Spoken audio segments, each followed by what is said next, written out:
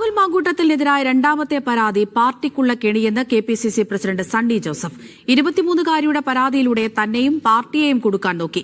മാധ്യമങ്ങൾക്ക് നൽകിയതിനു ശേഷമാണ് തനിക്ക് ഇമെയിൽ ചെയ്തത്. രാഷ്ട്രീയ നിയമവശങ്ങൾ പരിശോധിച്ച് തന്ത്രപൂർവ്വമാണ് ആ പരാതി തയ്യാറാക്കിയത്.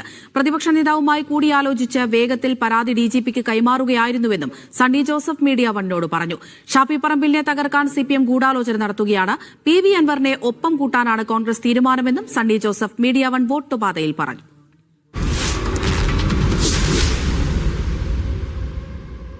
മാധ്യമങ്ങൾ കൊടുത്തിട്ടാണ് എനിക്ക് അയക്കുന്നത്. അത് ലീഗലി ഡ്രാഫ്റ്റഡ് പെറ്റീഷനായിരുന്നു. അതിലെ പരാതിക്കാരിയുടെ പേരൊന്നുമില്ല. Legally drafted, consulted, well narrated. Actually narrated എന്ന് എനിക്കറിയില്ല, അത് അന്വേഷണത്തിലാണ്. അത് ഞാനിപ്പം കൊടുത്തില്ലെങ്കിലും കൊടുക്കപ്പെടുമെന്ന് എനിക്കറിയാം. അപ്പം അത് വെച്ച് എന്നെ കൂടെ കൊടുക്കാമെന്ന് പറഞ്ഞാൽ അതിൽ ഞാൻ വീഴാതിരിക്കാൻ ശ്രദ്ധിക്കാൻ ബാധ്യസ്ഥനല്ലേ.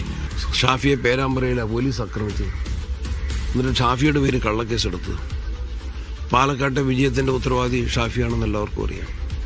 തിളങ്ങി നിൽക്കുന്ന ഒരു യുവജന നേതാവ്, പ്രതീക്ഷ നൽകുന്ന ഒരു യുവജന നേതാവിനെ ഏതെങ്കിലും തരത്തിൽ ക്ഷീണിപ്പിക്കാൻ അവർ പരിശ്രമിക്കും.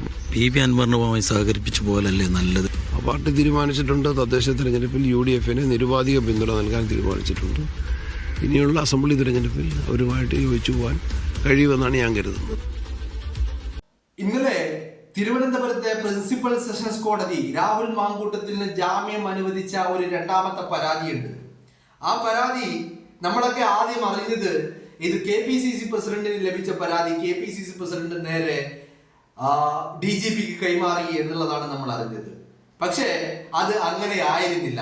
അതൊരു കെണിയായിരുന്നു. കെണി ഒരുക്കാനുള്ള കാരണത്തിൽ നിന്ന് നമുക്ക് തുടങ്ങാം. കാരണം ഇത് കെണിയാണ് എന്നുള്ളത് നമ്മൾ ആദ്യമേ പറഞ്ഞതാണ്. ഈ രണ്ടാമത്തെ പരാതി KPCC പ്രസിഡന്റിന് വന്ന ദിവസം, അത് KPCC പ്രസിഡന്റ് DGPക്ക് കൈമാറിയ ദിവസം ഞാൻ എടുത്ത വീഡിയോയിൽ, ഞാൻ നിങ്ങളോട് പറഞ്ഞ വീഡിയോയിൽ നിങ്ങൾക്ക് കേട്ട് കഴിഞ്ഞാൽ നിങ്ങൾക്ക് മനസ്സിലാകും. അന്ന് ഞാനതിൽ പറഞ്ഞിട്ടുണ്ട്, ഇത് KPCCക്കും പാർട്ടിയെയും പ്രതിസന്ധിയിലാക്കുവാനുള്ള ഒരു കെണിയായിരുന്നു എന്ന്. ആ കെണി KPCC പ്രസിഡന്റും കോൺഗ്രസ് നേതൃത്വവും വളരെ മുൻകൂട്ടി കാണാൻ അവർക്ക് സാധിച്ചു എന്നുള്ളത് കൂടി ഞാൻ പറഞ്ഞിട്ടുണ്ടായിരുന്നു. അത് തന്നെയാണ് ഇപ്പോ സണ്ണി ജോസഫ് തുറന്ന് പറയുന്നതും വെളിപ്പെടുത്തുന്നതും. അയാളൊരു അഡ്വക്കേറ്റാണ്. VD സതീശൻ അപ്പുറത്തിരിക്കുന്നത് അതിനേക്കാളും വലിയൊരു അഡ്വക്കേറ്റാണ്. ഹൈക്കോടതിയിൽ പ്രാക്ടീസ് ചെയ്ത വക്കീലാണ് VD സതീശൻ. അപ്പോ അങ്ങനെയൊക്കെ വരുമ്പോ ഇത് കാണുമ്പോ, ഇതിന്റെ ആ ഫ്രെയിംവർക്ക് കാണുമ്പോ, അതിന്റെ നറേഷൻ കാണുമ്പോ മനസ്സിലാക്കാൻ എളുപ്പമുണ്ട് എന്നുള്ളതാണ്. Well maintained, politically legally consult ചെയ്ത് കൂടിയാലോചിച്ച് വളരെ അതിന്റെ നിയമവശങ്ങൾ അറിയാവുന്നവരെ കൊണ്ട് ഫ്രെയിം ചെയ്ത് ഉണ്ടാക്കിയെടുത്ത ഒരു ഫ്രെയിംഡ് വർക്കായിരുന്നു ആ പരാതി. ആ പരാതി KPCC പ്രസിഡന്റിന് കൈമാറുന്നതിന് തൊട്ടു മുൻപ് കേരളത്തിലെ മാധ്യമങ്ങൾക്ക് കൊടുത്തിട്ടുണ്ടായിരുന്നു. എന്തിനാ കൊടുത്തത്? ഈ പരാതി KPCC പ്രസിഡന്റിന് കൈമാറി കഴിഞ്ഞാൽ KPCC പ്രസിഡന്റ് അത് എന്ത് ചെയ്യും എന്നുള്ളതായിരുന്നു അവരുടെ പ്രധാനപ്പെട്ട ഒരു നോട്ടം, ലക്ഷ്യം എന്ന് പറയുന്നത്.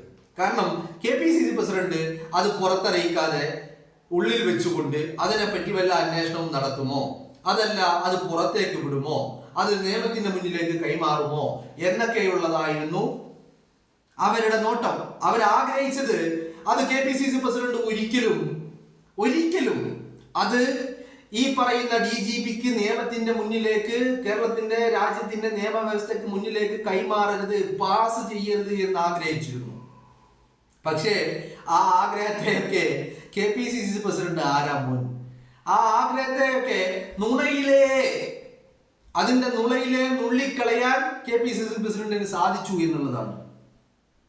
അപ്പൊ അങ്ങനെ വരുമ്പോ ഈ രണ്ടാമത്തെ പരാതിയുടെ നിലനിൽപ്പിനെ തന്നെയാണ് ഇപ്പോ ചോദ്യമുനയിൽ നിർത്തുന്നത് എന്നുള്ളതാണ്. അല്ലെ, നിങ്ങളൊന്ന് ആലോചിച്ച് നോക്ക്.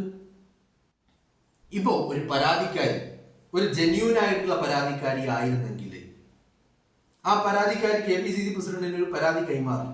ശരി, ആ പരാതി ജെന്യൂനും ആ പരാതിക്കാരി ജെന്യൂനും ആയിരുന്നെങ്കിൽ അവരത് മാധ്യമങ്ങൾക്ക് കൊടുക്കേണ്ട ആവശ്യം ഉണ്ടായിരുന്നു. അപ്പൊ മാധ്യമങ്ങൾക്ക് ആദ്യമേ ഫോർവേഡ് ചെയ്തു. അതല്ലെങ്കിൽ KPCC പ്രസിഡന്റിന് ഫോർവേഡ് ചെയ്യുന്ന അതേ അവസരത്തിൽ തന്നെ മാധ്യമങ്ങൾക്കും ഫോർവേഡ് ചെയ്തു. പക്ഷെ മാധ്യമങ്ങൾക്ക് മുന്നിൽ ഒരു ഉപാധി വെച്ചു. എന്ത് ഉപാധി? ഞാൻ ഇത്തരത്തിൽ ഒരു പരാതി KPCC പ്രസിഡന്റിന് കൈമാറിയിട്ടുണ്ട്.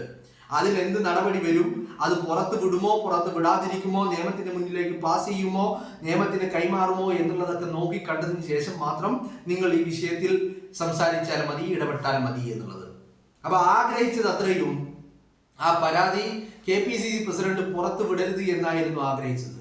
എന്നാൽ മാത്രമേ പാർട്ടിയെയും പ്രസ്ഥാനത്തെയും KPCC പ്രസിഡന്റിനെയും ഒരുപോലെ പ്രതിക്കൂട്ടിൽ നിർത്താൻ സാധിക്കുമായിരുന്നുള്ളൂ.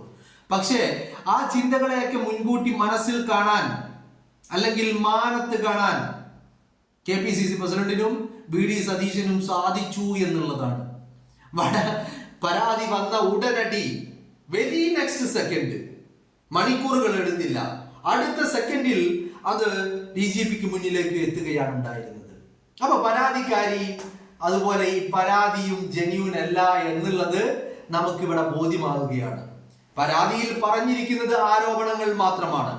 ഈ ആരോപണങ്ങൾ എവിടെ വരെ എത്തുമെന്ന് ചോദിച്ചാൽ ആ ആരോപണങ്ങൾ ചാപ്പിള്ളയായി ജനിച്ച് ചാപ്പിള്ളയായി ഒടുങ്ങുവാനാണ് ആ പരാതിയുടെ വിധി എന്ന് ഞാൻ പറയും. കാരണം അതാണ് ഇന്ന് ആ പരാതിയിന്മേൽ എന്ന് പറഞ്ഞാൽ KPCC പ്രസിഡന്റിന് അയച്ച പരാതി, KPCC പ്രസിഡന്റ് DGPക്ക് കൈമാറിയ പരാതി, ആ പരാതി ഇന്ന് തിരുവനന്തപുരം പ്രിൻസിപ്പൽ സെഷൻസ് കോടതിക്ക് മുന്നിലെത്തിയപ്പോ ആ കോടതി ആദ്യത്തെ കേസിൽ ഇതേ പ്രിൻസിപ്പൽ സെഷൻസ് കോടതി രാഹുലിന് ജാമ്യം നിഷേധിച്ചു.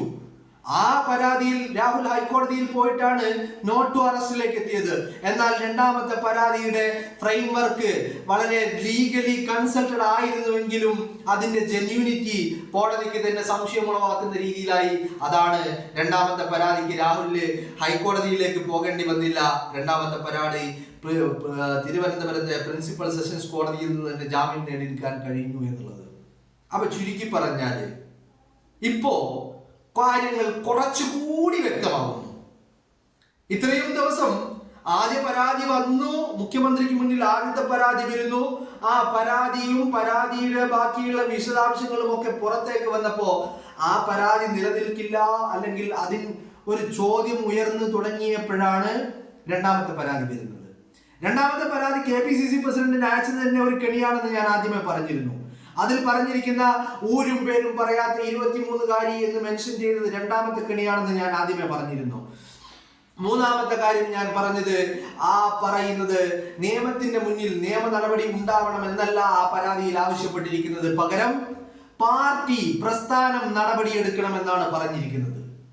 അത് തന്നെ മൂന്നാമത്തെ കെണിയാണ്. പാർട്ടി ആ പരാതിയിൽ പറഞ്ഞതനുസരിച്ച് പാർട്ടി നടപടിയെടുക്കുവാനോ പാർട്ടി അതിൽ വല്ല തീരുമാനങ്ങൾ ഉണ്ടാക്കുവാനോ ഇറങ്ങി പുറപ്പെട്ടിരുന്നെങ്കിൽ അത് നിയമത്തിന് മുന്നിലേക്ക് കൈമാറിയില്ല എന്ന് പറഞ്ഞുകൊണ്ട് പാർട്ടിയെയും KPCC പ്രസിഡന്റിനെയും VD സതീശനെയും ഒക്കെ ഒരുപോലെ കരിവാരി തേക്കുവാനായിരുന്നു ശ്രമം. അപ്പോ ആദ്യ പരാതി മുഖ്യമന്ത്രിക്ക് കൊടുത്ത അവർ, അതിന് കളിച്ചവർ, അതിന് പിന്നിൽ നിന്ന് പ്രേരണ നൽകിയവർ, ഉന്തിത്തള്ളി അതിലേക്ക് പറഞ്ഞു വിട്ടവർ ഒക്കെ തന്നെയാണ് രണ്ടാമത്തെ പരാതി KPCC പ്രസിഡന്റിന് കൊടുക്കണമെന്ന് തീരുമാനിച്ചത്. കാരണം അതിൽ വലിയ ഒരു ട്രാപ്പ് ഉണ്ടായിരുന്നു. ഈ പാർട്ടിയെ പ്രതിസന്ധിയിലാക്കണം എന്നുള്ള ട്രാപ്പ്. എന്തിനാ പാർട്ടിയെ കൊടുക്കുന്നത്?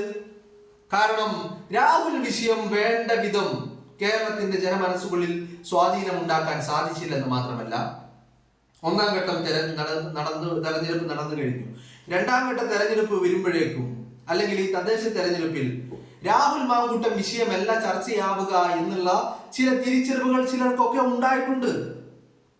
ആ തിരിച്ചറിവുകളിൽ ആദ്യത്തെ പരാതിയുടെ ജെന്യൂനിറ്റി, ആ പരാതിയെ ചോദ്യങ്ങൾ മുനയിൽ നിർത്തിയപ്പോ, ആ പരാതിയുടെ മുകളിൽ ചോദ്യങ്ങൾ വന്ന് പതിക്കാൻ തുടങ്ങിയപ്പോഴാണ് രണ്ടാമത്തെ പരാതി KPCC പ്രസിഡന്റിന് നൽകുന്നത്.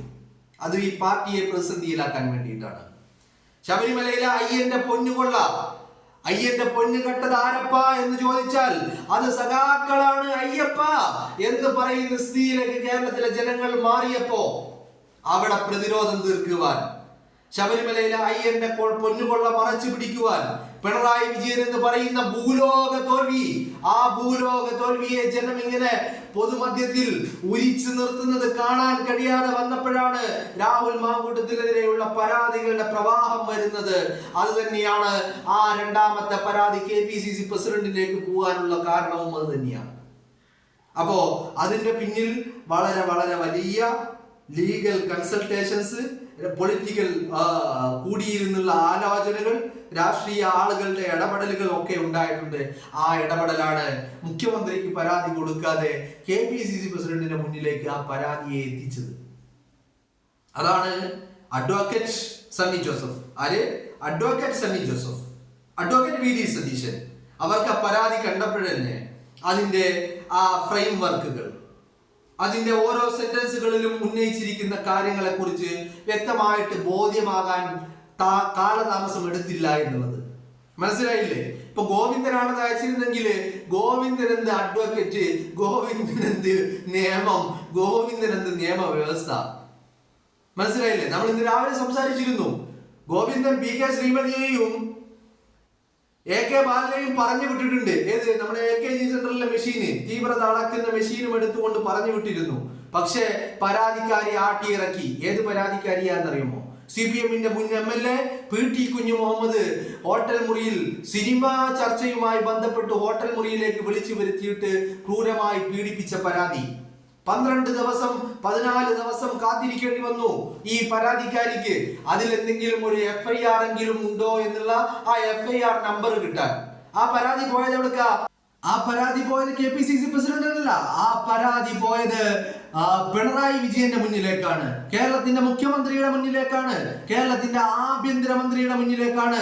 ഏതുപോലെ രാഹുൽ മാങ്കൂട്ടത്തിനെതിരെയുള്ള ആദ്യ പരാതി മുഖ്യമന്ത്രിയുടെ മുന്നിലേക്ക് പോയതുപോലെ തന്നെയാണ് ഒരു പക്ഷേ രാഹുലിനെതിരെയുള്ള ആദ്യ പരാതി മുഖ്യമന്ത്രിയുടെ മുന്നിലെത്തുന്നതിന് മുമ്പ് CPM-ന്റെ മുൻ MLA ആയിരുന്ന PT കുഞ്ഞി മുഹമ്മദിനെതിരെയുള്ള ചലച്ചിത്ര വനിതാ പ്രവർത്തക തന്നെ ഹോട്ടൽ മുറിയിലേക്ക് വിളിച്ചു വരുത്തി, സിനിമാ ചർച്ചക്കെന്ന് പറഞ്ഞ് വിളിച്ചു വരുത്തി, IFK-യിൽ അംഗമായിട്ടുള്ള ചലച്ചിത്ര പ്രവർത്തകയെ വിളിച്ചു വരുത്തി ക്രൂരമായി പീഡിപ്പിച്ചു എന്നുള്ള പരാതി മുഖ്യമന്ത്രിയുടെ മുന്നിലേക്ക് വരുന്നത്. അതിനുശേഷമാണ് രാഹുലിനെതിരെയുള്ള ആദ്യ പരാതി എത്തുന്നത്. എന്നിട്ടും പിണറായി വിജയൻ മിണ്ടിയിട്ടില്ലെങ്കിൽ രണ്ടാമത്തെ പരാതിയും പുറത്തു വന്നത് അത് ഈ അയ്യന്റെ പൊന്നുകൊള്ള മറക്കാൻ വേണ്ടിയാണ് എന്നുള്ള കാര്യത്തിൽ ഒരു തർക്കവുമില്ല. ഒരു 23-കാരിയുടെ പരാതിയും ആ പരാതിയുടെ യഥാർത്ഥ രൂപവും കണ്ടു കഴിഞ്ഞാൽ മനസ്സിലാകും അത് 23-കാരി എഴുതി ഉണ്ടാക്കിയതാണോ അതല്ല.